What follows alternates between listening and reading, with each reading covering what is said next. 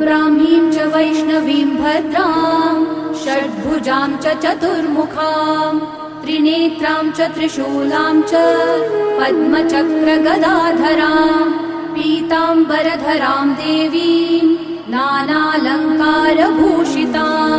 तेजःपुञ्जधरां श्रेष्ठां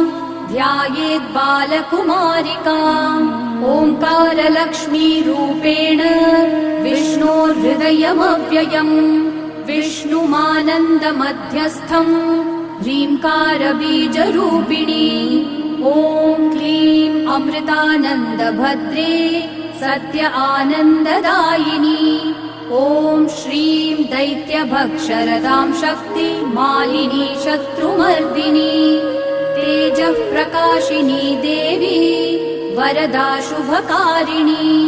ब्राह्मी च वैष्णवी भद्रा।